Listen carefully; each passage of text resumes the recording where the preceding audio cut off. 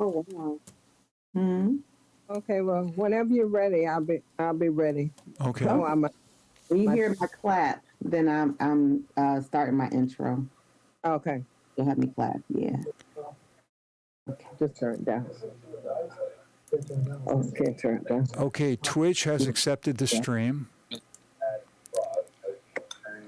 YouTube has accepted the stream.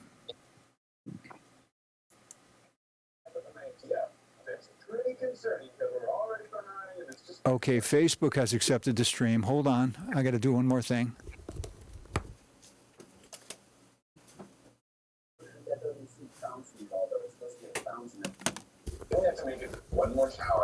Do you have your timer ready, Deidra? Get that together. Just turn it off again. Okay. Yes, I have it ready. You have it ready? Mm-hmm.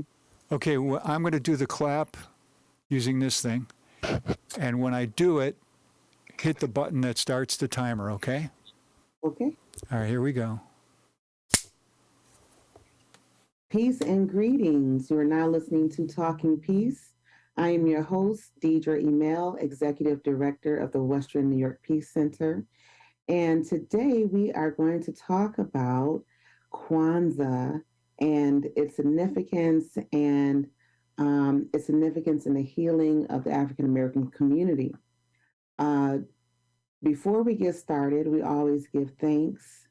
We want to give thanks for the earth, the living creatures upon the earth, the living creatures within the waters, clean and fresh waters, the creatures that dwell in the air, the birds, the insects, our plants, our medicinal plants,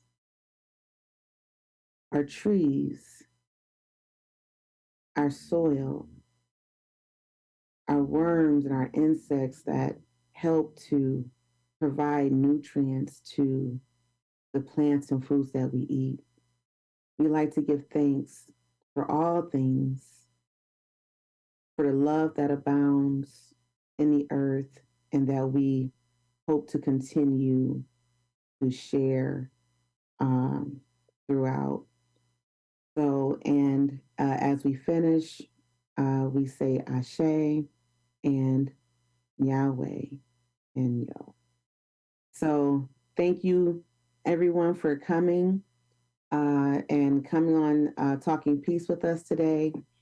And so today we have Mother Sharon Holleye of Zawaldi Books and also a renowned storyteller, and Carlanda Meadors, which is the president or chair of the Buffalo Kwanzaa Committee. Yes, one of the Say it one more time. co-chair. Yes. Co-chair of the Buffalo Kwanzaa Committee. And so we want to talk about a little bit of the history of Kwanzaa in Buffalo and its significance now, especially as we have gone through such a year in 2022 through the things we've been through as an African American community.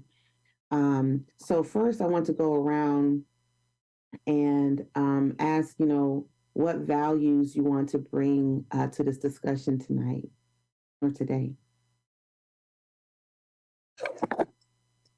Okay, I guess I'll start. Sure. So we want to bring the value of knowledge and information. First of all, we acknowledge that Kwanzaa is an African American holiday rooted in African traditions. The holiday was created by Dr. Malana Karenga in 1966, so it's relatively a new holiday, which means that even though it's celebrated throughout the U.S. and in many other countries on the continent, many other countries in the world, I should say, there's still a lot of misunderstanding about what Kwanzaa is and people confusing it with Christmas or thinking it's Black Christmas. Mm-hmm. And so the value that I want to bring up today is really about knowledge and information. Wonderful. Absolutely. Carlanda? Yes, I concur to the same thing. I'm sorry, I don't know why my video keeps going out. What the value that I would bring, of course, as well, is information and just getting everybody excited and involved so they can come and celebrate with us in the spirit of Umoja, which will be unity. Ashe, yes. I think I bring the value of, agreed on both parts. And like you said, I think that there's a lot of misinformation, and understanding open-mindedness, and hopefully cross culture, intersectional, people understanding the cross cultural awareness and the intersectionality of the principles that needs to be profound across communities. I think so. Thank you for that. And before I forget, I do want to say thank you to Richard Wicca, our producer, and WBNY 91.3 FM for their consistency and wonderful exposure for us on Mondays. So, what, Miss Sharon, I heard that you know the history of Kwanzaa in Buffalo, and I wanted to get more information from you, if you can share with the audience, what you know about Kwanzaa starting in Buffalo, and basically how did it get started here, and what is it? Okay, well, first of all, it's a cultural holiday. I just want to say that first of all, it is not a religious holiday as some people have called it, Kwanzaa being a religion, but it is not a religious holiday. It's a cultural holiday. So as I mentioned earlier, the holiday was created by Dr. Maulana Karenga in 1966. Mm-hmm. Some of the early institutions that had Kwanzaa programs in Buffalo were the Watu Center, the Center for Positive Thought, which was at 11 East Utica, and that involved the Black Dance Workshop and those members that created that. Also, the African American Cultural Center at 350 Maston, they were one of the early supporters of one of the early organizations that promoted Kwanzaa. Mm-hmm. And the Watu Center, which was on Jefferson Avenue. So these organizations that I mentioned, probably not in 1966, but soon afterwards, had Kwanzaa programs introducing Kwanzaa to Buffalo's African American community.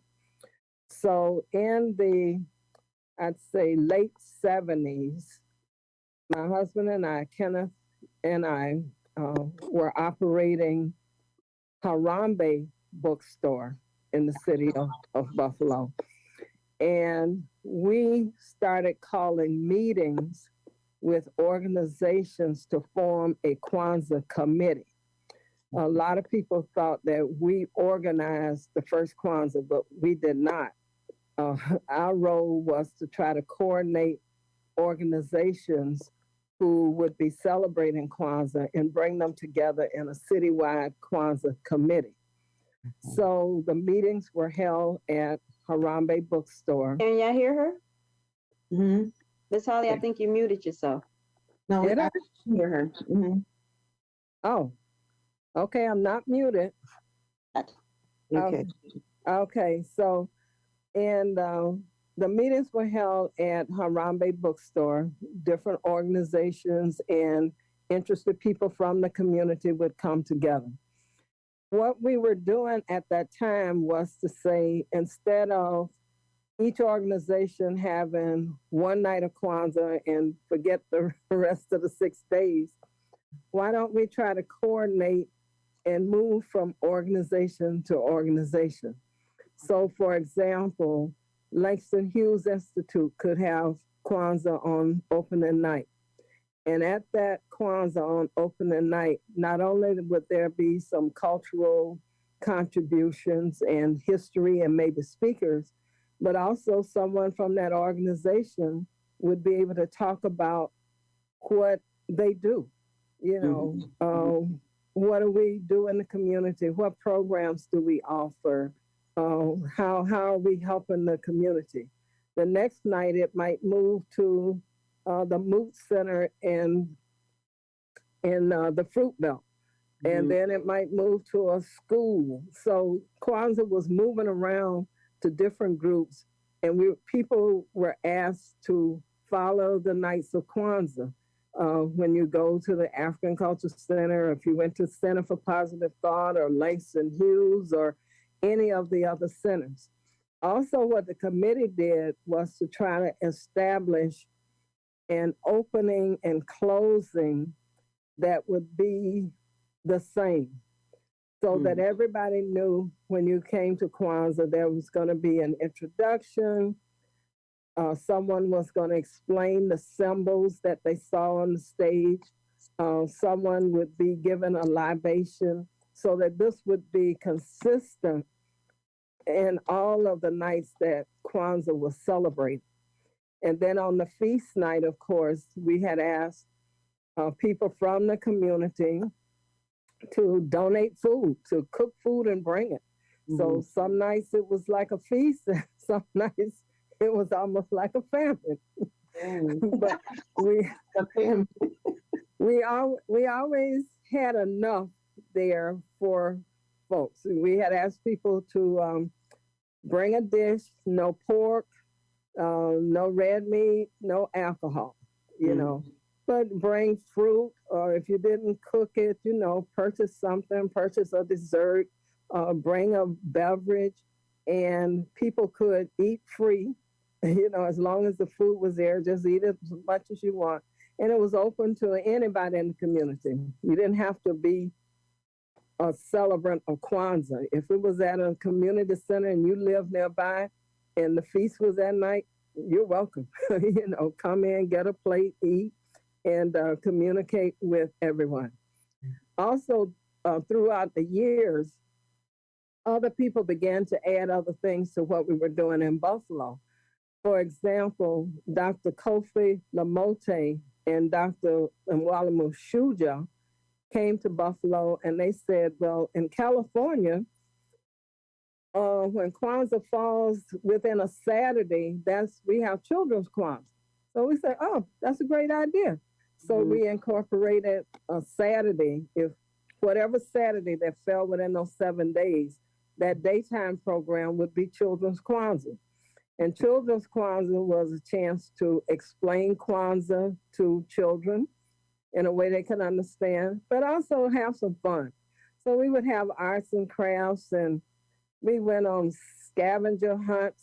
I recall we rented skate land and bought skates for all the kids so that they could skate free, you know, and we would feed them afterwards, and everybody was having a good time. So the Kwanzaa Committee was really trying to put out information about what Kwanzaa is, trying to correct some of the misconceptions that people had about Kwanzaa, because a lot of folks were resistant.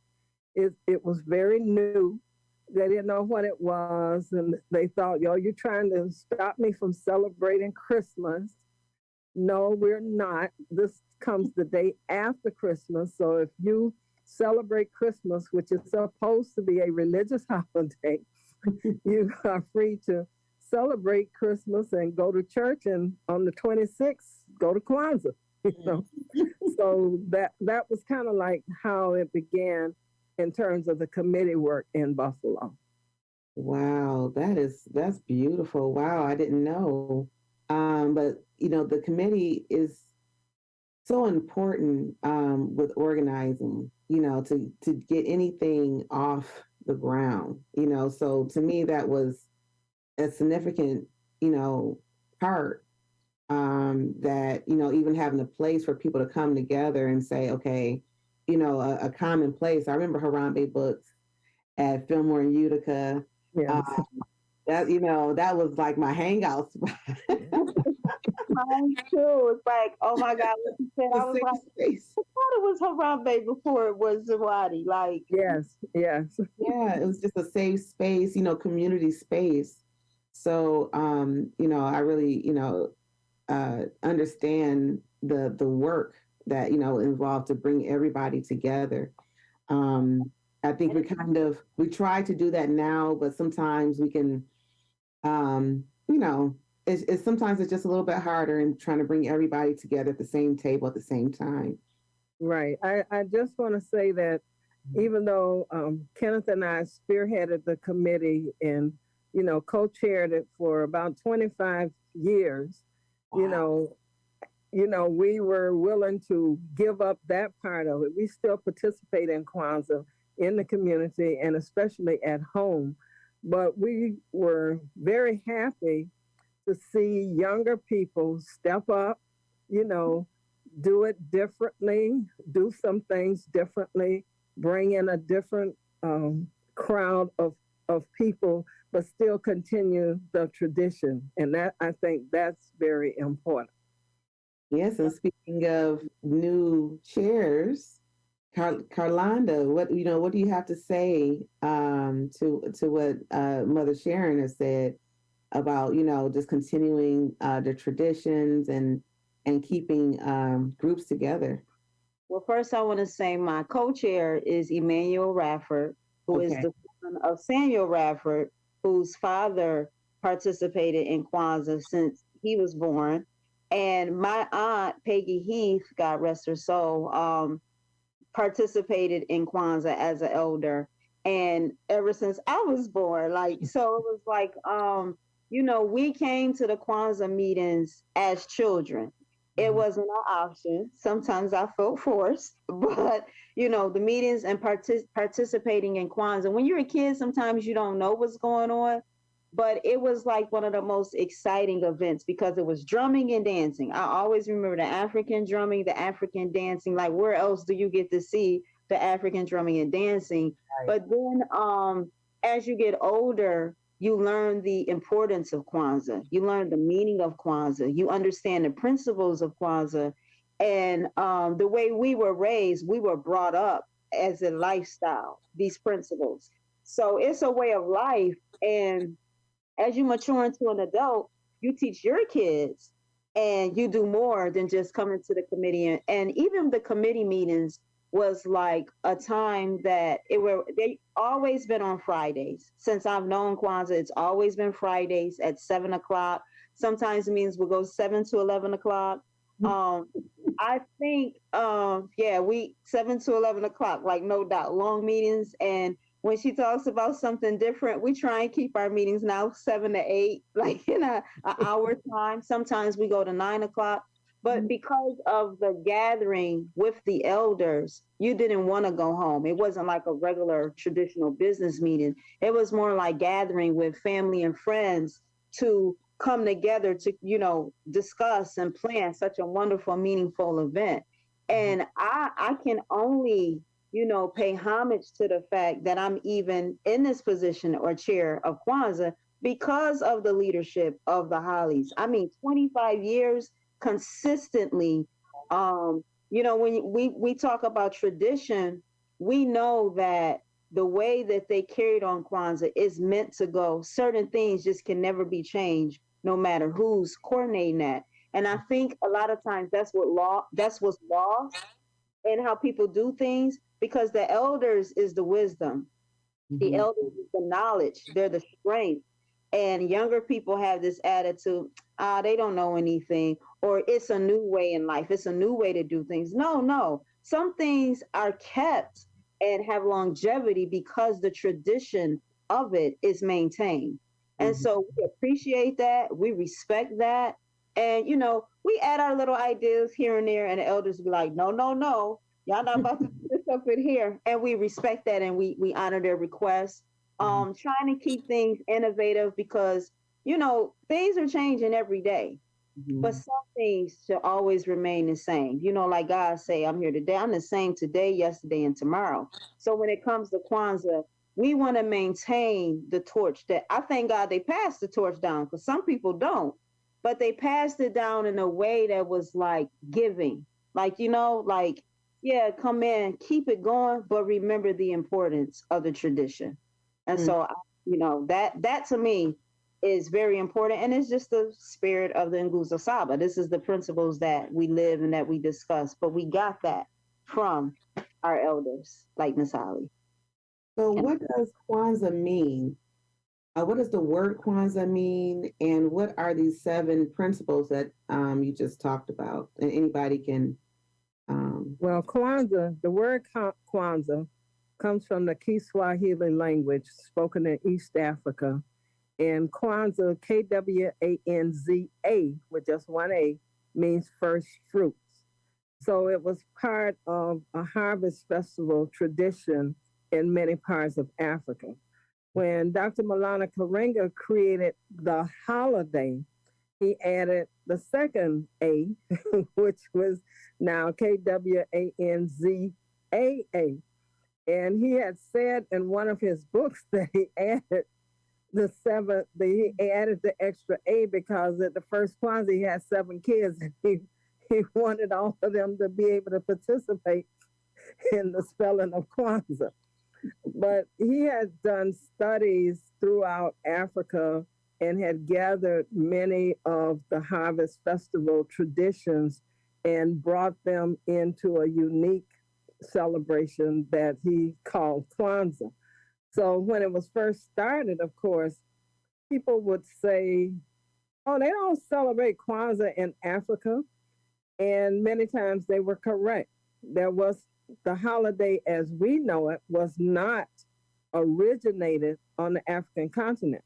Now, it is celebrated in Africa now because we took it there, as we have taken it to South America, New Zealand, and everywhere else on the continent, people know about Kwanzaa. And I say that because often we don't want to give the credit that we have of something that we have created. You know, so we want to give the credit away, but it's a creation of an African American man that created it here. So now Kwanzaa was an outgrowth of philosophy called Kawaida. And the Kawaida had 7 principles to them that we use during Kwanzaa. And each 7th day of Kwanzaa represents one of those principles of the Kawaida, which was the Black value system. Okay. So the first day was Umoja, which meant unity.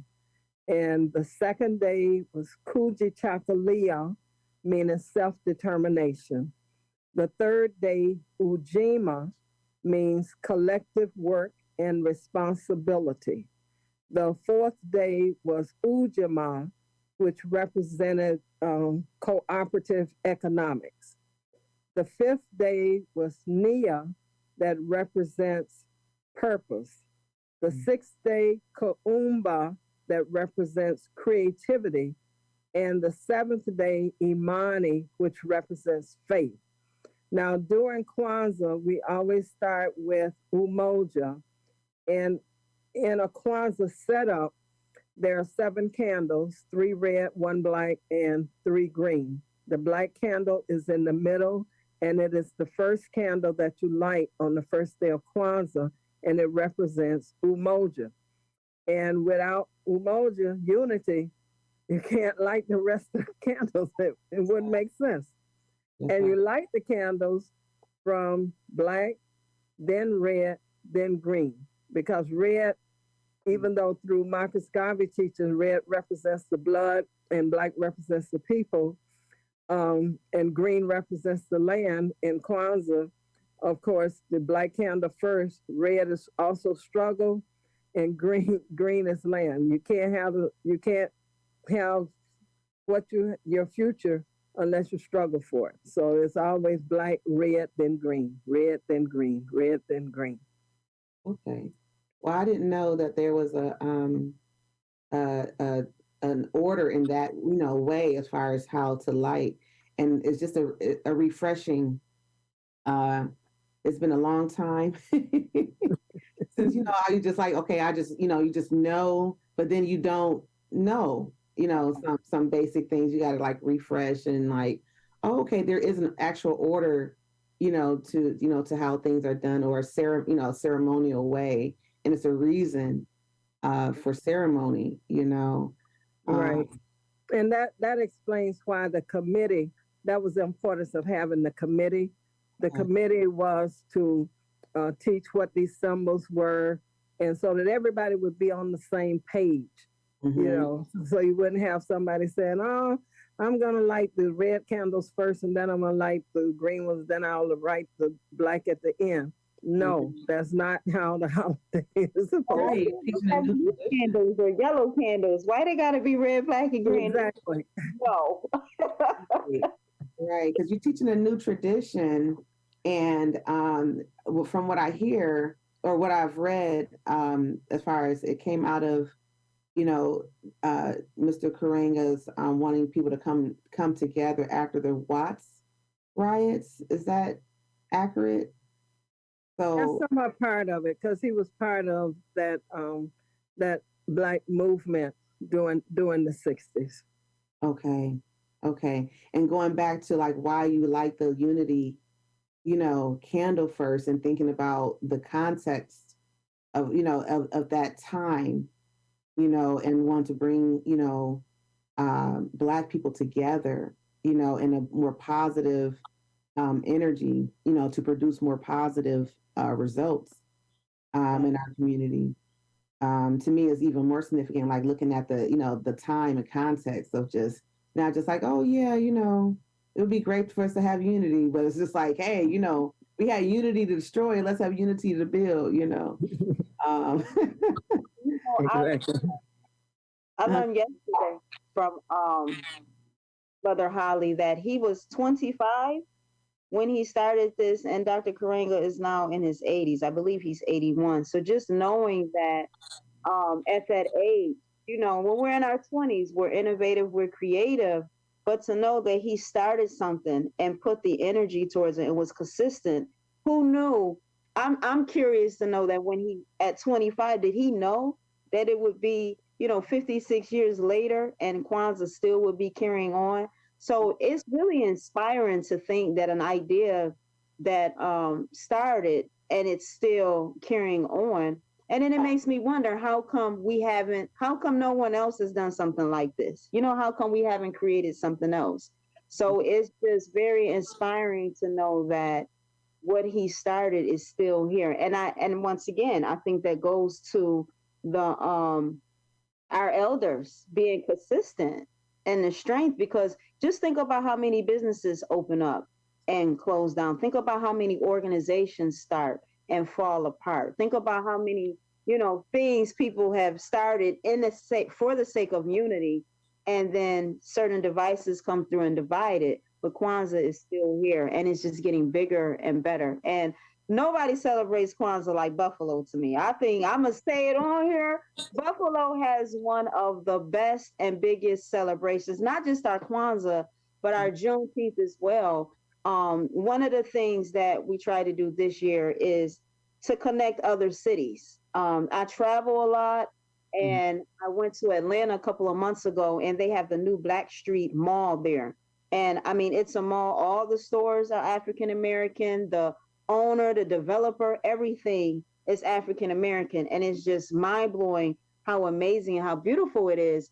And I went around to all the vendors, like, if I can get y'all to come to Kwanzaa and come to Juneteenth, that would be amazing. But, timing wise, it couldn't happen. But we wanted to include them in the magazine. We have Living Kwanzaa magazine that we do every year, to include them and to honor that developer of that site. So trying to connect Atlanta, because people in Buffalo love to go to Atlanta and they love to go to Charlotte. So we did the same thing with Charlotte. So this year we're trying to expand to other cities, because they celebrate Kwanzaa, but they might have one event, during a week, or Atlanta's like what you can do for Kwanzaa. Well, these are the different people, and they're all different people doing a different event to celebrate one day. But it's like we've been doing this for years. Like we have, all 7 days celebrated, which to me shows that we have something that we can offer the next city. So we want to create Buffalo like the hub of Kwanzaa and connect with other cities to say, hey, this is how we're doing it, and let's work together. So that's something new that we're doing this year. Right. I'd also want to add, like how Kwanzaa spread. When Dr. Karinga created the holiday, of course, he was in California, but there were some organizations in the states that were, I would say, African-centered organizations and schools from the 60s and 70s that had started. One was the East in Brooklyn. There was the Center for Positive Thought in Chicago, the Hidiana School in New Orleans. So the ideas about Kwanzaa and the celebration kind of spread to these organizations who then spread in the communities, so it was like organization to organization kind of spreading Kwanzaa. The other thing that was significant about Buffalo's Kwanzaa was Dr. Malana Karenga made it a point to come to Buffalo during Kwanzaa. And that is very unusual because there were countries and cities all over asking him to be present during the week of Kwanzaa in their city. And somehow he always managed to put Buffalo on the list. And I recall once someone said, why you always come to Buffalo? What is it about Buffalo? And he remarked that it's the people. It's the people in Buffalo that makes him feel welcome, that come out, the warm hospitality that he brings when he comes out. So we always felt very good that he would include Kwanzaa on his list, except for times of illness. And now that when COVID came in, everything kind of stopped. So I don't know where things are now with his traveling. But he always made it a point to come to Buffalo, to participate. And it was a teachable moment. Some people have asked, well, why do we have to hear Dr. Karenga?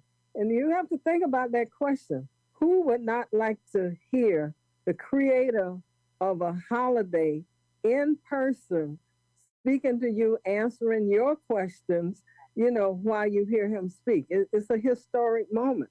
Right. And so we were always grateful and appreciative of the fact that he could come here. And he did that for years. Am I correct? I mean, yes. I remember always seeing on the schedule, that he was speaking on one of those days. If not the first day, it'll be like one of those days of Kwanzaa. He was coming. Right. There were a few places that he always went. One was Buffalo. The other was New York City.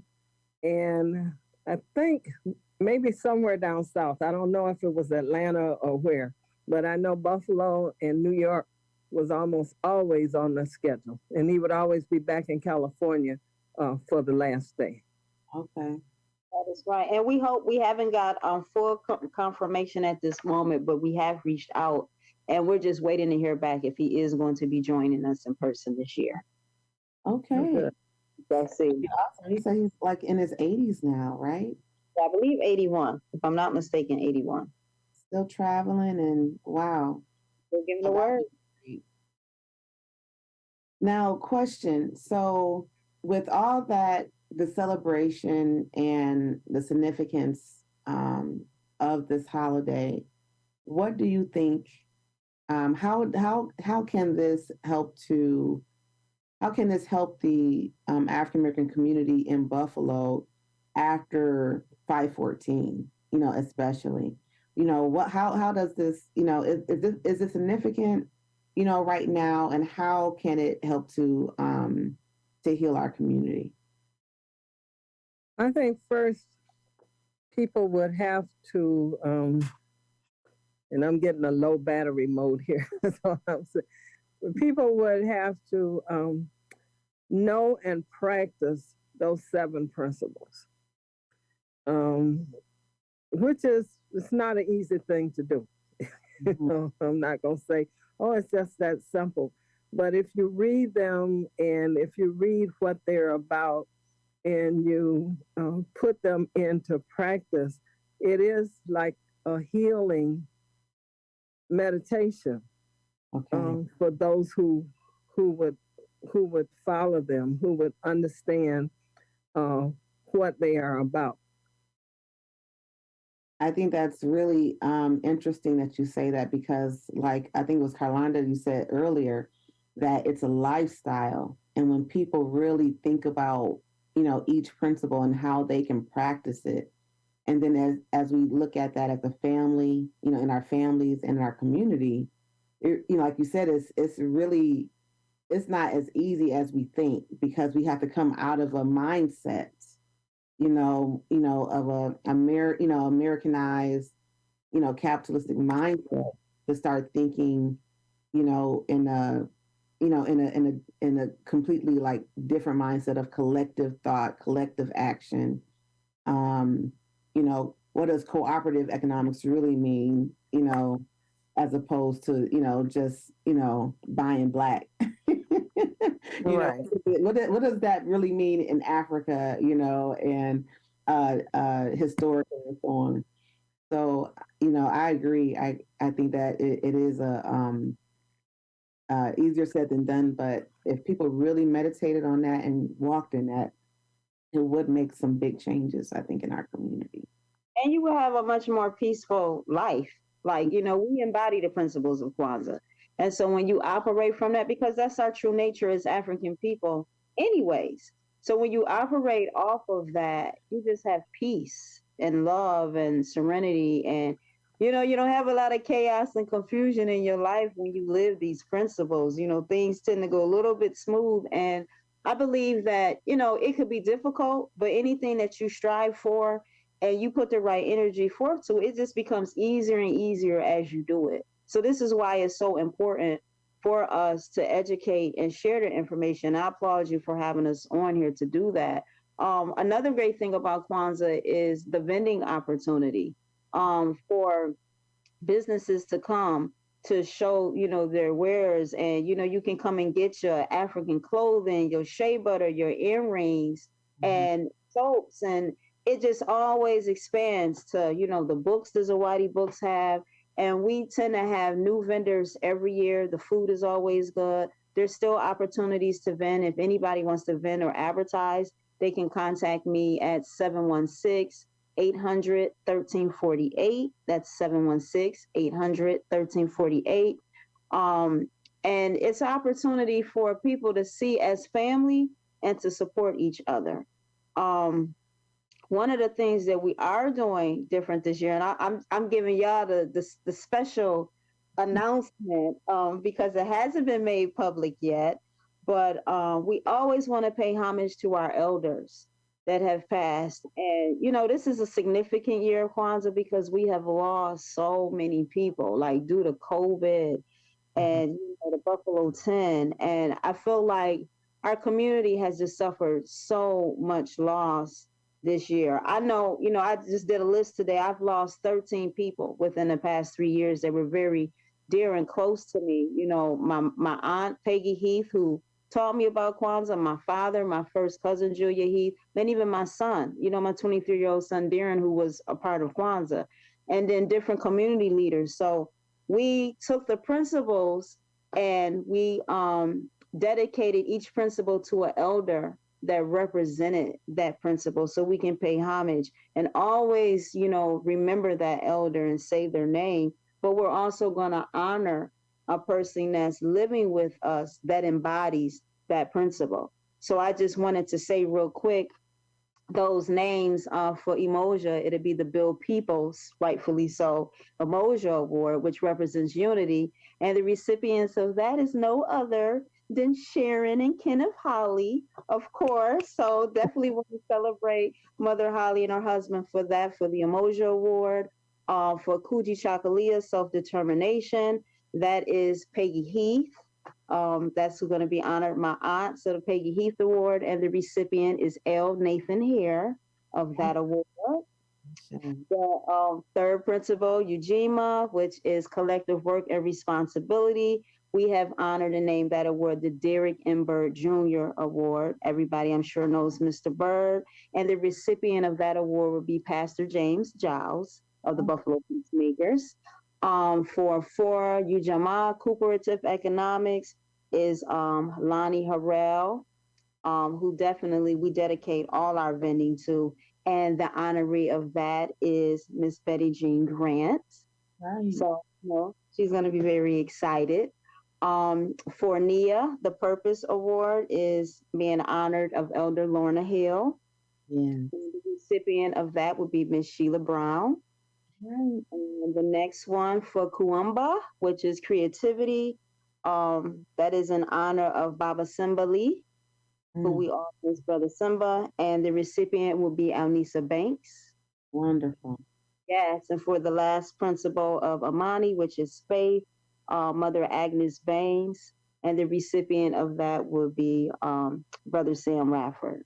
Wonderful. That this will be the first time that we do it, and we hope to do it annually and continue to pay homage to those that have passed, but also to those that embody and live the principles of Kwanzaa. So are you giving out these awards each day, or or all in one day so people can come out and support? Yeah, each night they will give the award. Yes. Wow, that's exciting and so well deserved. For every person, so well deserved, and it was just so thoughtful for each award. It's right on time, just right on time. So yes, thank you for that. Now, going forward, how can people? Do you have a schedule yet for Kwanzaa this year? Yes, we do. And some things are still tentative because we have some performers and things to add. We still have people who are interested in performing. Obviously, they can call. Our theme this year is Lift Every Voice. So for the first night, we're going to start at performing arts. That's the kickoff, which is major because Kwanzaa used to always be a performing arts. And then, they had to go through remodeling and we couldn't have it at performing arts anymore. And finally, we got it back. Right. So it's very exciting to have the kickoff of Kwanzaa at Performing Arts this year. And that day, we'll be having the Western New York storytellers. The Superintendent Williams will be doing a welcome address. Of course, Mayor Byron Brown will be doing an address. He does it every year. Access to Africa will be there. That is the drummers. And we're also doing a dedication to the Buffalo 10. So that's Performing Arts. All nights of Kwanzaa is from 7 to 9 p.m. The following days, we're going to be at Delavan Grider Community Center. So Tuesday, the African American Culture Center, that's their night. So it'll be drumming. They do the whole program. So they'll have different presentations. Wednesday, it is going to be Daughters of Creative Sound. We're hoping to have Dr. Karinga come in that night and do the question and answer session. If not, we might have Dr. Henry Taylor be the keynote speaker. So that one we're still working on. Thursday, we're going to have a panel discussion because it's cooperative economics, and the discussion will be on education, health, wellness, finances, a lot of information. We have a couple of different speakers for the panel. So they're still working that out, but that is a day where you can come and actually learn how to empower yourself and your family for the betterment of our community. Friday night, that is the Neo Soul night. So WFO is going to be there. They're going to lead it. I believe we might be live to air. Brother Ross Muwata is the DJ. So Power 96.5, we want to have like a Neo Soul line, have a good time. People can come out, sing, open mic, and dance. So we really plan to have a good time that night. And, we're looking for people to sing and perform as well. And then Saturday during the day, Children's Kwanzaa, which is from 11 a.m. to 2 p.m. Wakanda Alliance is going to be leading that, and Sister Star, and we're having it in Zone 1. So it's interesting to be at the skating rink. And, you know, Brother Holleye had mentioned back in the day for Children's Kwanzaa for skating. So it's a blessing that this year we will have it at skating, and we'll have activities for them, and, of course, provide food. So that's 11 a.m. to 2 p.m. And then that night we have the Karuma Feast, where we all get together, break bread and eat and have open mic. And then ending out always with Mother Doyle on January 1st. That will be virtual, and she will give a keynote address. Okay. So that is basically the tentative schedule so far. Wonderful, wonderful. And but it's also in the Challenger as well, and it'll also be posted on the Buffalo Kwanzaa, the official Buffalo Kwanzaa Facebook page, and it'll also be on our YouTube page. And if anybody wants to vent or have any questions, you can email me at buffalokwanzaa@yahoo.com. Great, wonderful, wonderful, absolutely. And Mother Holleye, did you have something that you wanted to say? No, I'm just looking forward to the activities. Yeah. I got to get busy decorating my home for Kwanzaa. I'm a little late this year, but I'll have it up. I'll be ready. Now, do you have things at Zawaldi's books that people can purchase to get ready for Kwanzaa, and or with educational books, or the candles, or do you have things for people to get ready? Yes, we do sell the Kwanzaa sets, which consist of the Kanara, the candle holder, a mat, the Unity cup, and the 7 candles. So we do have that there at the store. We do not have, the books by Dr. Karenga right now. They're not in. And we have some Kwanzaa banners. We have the red, black, and green flags there as well. And of course, we have all kinds of books, maybe not on Kwanzaa, but certainly educational books for all ages, from kids to adults. That's the official get ready for Kwanzaa store right there. Right, exactly. And can I say, and cards. They have Kwanzaa cards too. Yes. Okay. And Zawaldi's Books is the only African American bookstore in Buffalo. And I want to say Western New York, but I'm definitely in Buffalo. So please, come out and support. Your location? 5 years, huh? Give the location of Zawaldi Books. Yes. We're at 1382 Jefferson Avenue, across from Jim Bell Cleaners, if you need a landmark. Yeah. and between Woodlawn and Glenwood. Beautiful, beautiful. And now you mentioned, we have about 5 more minutes. You mentioned a mat, and you mentioned Unity Cup. Unity Cup. Can you explain what these other symbols are, and why people should get them to celebrate at home? Right. There is a setup for it. The mat is like a straw woven mat. It could really be a placemat. Mm-hmm. And that is considered the foundation. So a lot of your symbols should be able to rest on the foundation. It's as if you're building a house. You put the foundation on first. You don't start with the roof. So you put the foundation down. That would be your mat. Second symbol would be the Kanara, which is a candle holder which will hold 7 candles. Now, not to be confused with a menorah, right, which is part of Jewish Hanukkah celebrations. Mm-hmm. And some people have tried to adapt the shape of the menorah to make it look like Kwanzaa, but it's not, Right. So I'm not saying go buy a menorah and put your Kwanzaa candles in it. No, don't do that. So if you don't have a Kanara, use 7 candle holders, separate candle holders, Yeah. Also, you have the candles, which are called Mashuma Saba, 7 candles, 3 red, 3 green, and 1 black.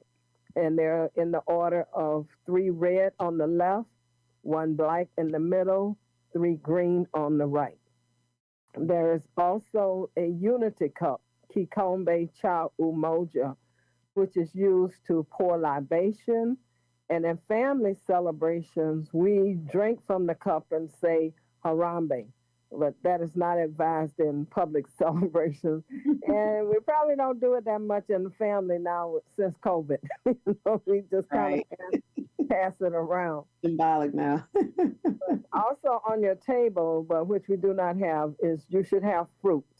Any kind of fruits and vegetables that symbolize the harvest, and a piece of corn.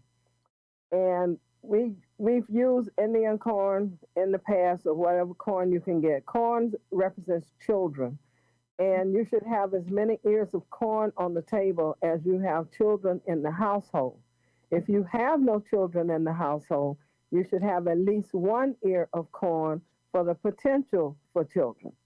Wow. And also on your table should be the bandera, which is the flag, red, black, and green flag should be on the table, and Zawadi, which is the Kiswahili word for gift. So that gift can be a book or a heritage symbol. I've seen people put pieces of sculpture or book or doll or, some handmade something, but it should be on your table as well. And they love the gifts, the 7 days of gifts, because my granddaughter is like, "Ooh, I get gifts for 7 days. I can't wait." I'm like, we're going to start real small and work our way up. Well, we only give them on the last day. The children and the grandchildren know you will not get anything for Christmas, but you will get a gift on January the 1st. And one of those gifts is going to be a book. That's right. Education. Say it again, Carlanda. I said likewise, Delilah will be getting books and cards from Zawadi Books. I'm gonna have to make a trip without her. So, That's all right. I think that it's always about education, and continuing the legacy and the history and the culture that we continue to hold on to for the last 400 years. We have pieces that, we continue to hold on to. And as we learn more, we can grasp, more from our West African and our various African descents. And so that's exciting to me, that we do that and that we include those principles throughout the year. We include, our culture, of course, throughout the year. Which I just think is so significant. I like that. Like for instance, with Juneteenth, the Juneteenth Agriculture Pavilion, they want to see, Juneteenth throughout the year, the Agriculture Pavilion throughout the year, because these are lifestyle changes, we have to go back to. And I just appreciate both of you for coming on to Talking Peace. And thank you so much. I know you had long days. And so thank you for visiting with me and, sharing. And thank you for all the work that you all are doing and have done. So make sure you all, visit Zawaldi's books on Jefferson, address again? 1382 Jefferson Avenue. 1382. And make sure you visit the official Kwanzaa Committee page, Buffalo Kwanzaa Committee page on Facebook, to know what the schedule is and what's going on for this year. And you all have been listening to Talking Peace with the Western New York Peace Center. I am your host, Deidra EmEl, and we have been talking peace, justice, love, and unity today and every day. So Thank you, 91.3 FM and Richard Wicca. And until next time, peace and love. Peace and love. Thank you. Thank you. Wonderful. So thank you, ladies. I appreciate you all. Thank you. Thank you. Yeah, thank you for asking us to come. Yeah, I learned so much tonight, She's the wealth of knowledge, I tell you, for sure. I love it. I love it. And I know Miss Sharon probably tired of me because I keep knocking on the door like, can you come out to do this? Can you come out to do what about this? So Yeah, that it's like, because like I said, she has the history in the beginning. I don't have that, you know. It's better to have, like I said, the ones that started it here. I mean, we're carrying the torch, but that's the wealth right there, the information. Exactly. And it's so nice that you interviewed Mother Holleye yesterday. Yes. What was it for? What show? So for promo, so what's going to happen is I did Miss Holleye, Karima Amin, Mother Taliba, and that's going to launch and be on our social media. So like a save the date, Kwanzaa is here and expressing what they felt was their meaning or importance of Kwanzaa. So my editing team is literally editing it as we speak. They keep hitting me up. That's why my phone kept going out. I'm like, I'm on the call, please. But they're working on it. Delilah did a commercial. I did a commercial. So starting tomorrow, the first commercial will go up. So we'll be looping and playing it. We got, like I said, we're doing it a little different as far as marketing because we want more people to know about Kwanzaa. We don't want to just keep it to ourselves because, like she said, everybody's going out, talking about Christmas, getting ready for Christmas, but it's like, we got something of our own, Kwanzaa. And a lot of people are like, well, what's that? I haven't heard of it or I didn't know about it. Mm-hmm. So this time, my focus was really to put a push for people to know and to come and join and participate. Great. So the best thing was to go to the elders who was the source of information as opposed to just creating, some images and a nice little video and putting it out there. I felt like we should see our own people telling the story of Kwanzaa. And so it took a little bit more work and time, but that was the vision and that's what we're going with. So definitely. Our vendors is ladies, I'm going to say have a good evening. Okay. You get off and eat dinner. Yes, please. Go take care of yourself. All right. Much. Okay. Bye-bye. All right. Thank you, ladies. Thank you. And I'll try and be at 3:00. If not, I'll see if Emmanuel can come.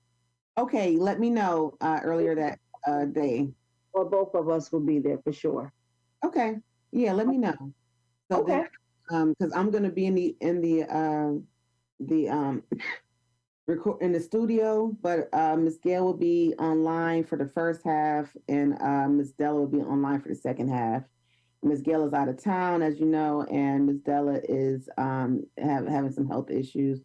Oh, so she can be online and do the show? Well, on the phone. Oh, okay. So she can, they can call in, but I can only have one at a time, on the show. Yeah. So we'll have call-ins. Yeah. Okay. Or maybe I can see if Emmanuel can come the first part, then maybe I can come in after. I don't know how long. I'll find out from my friend how long the Bengali thing is, because to me they sometimes go long, but I'm not really sure because it's a flag raising and it's outside. I can't see it being. Well, remember, we got 2 more weeks that we're breaking it, down. So like this week is like more intro. We started mentioning it last week. So like to have someone from the committee there to just kind of share from more about like why harvest, why first fruits. Since we're lifestyle, health, gardening. So we're kind of in that. With that focus, like why the harvest, first fruits, type of thing. And so, we probably have about 5 minutes. It's only half an hour. It's not as long as this one is. Gotcha. Okay. And the next week will be like the first 15 minutes or what have you, and then the last one, you'll be in the middle of Kwanzaa, to, talk about, more of the principles and what principle, they're celebrating that day on I think it's the 29th, what have you. And, the significance of that. So. Okay. Well, I have somebody there to represent, that's for sure. Okay. Yeah. So you got my number, let me know. All right. Thank you so much, sis. I appreciate it. Thank you. Have a good night. All right. And good seeing you again, Richard. Thanks again. Yep. Okay. Have a good night. Good night. Bye-bye. Okay.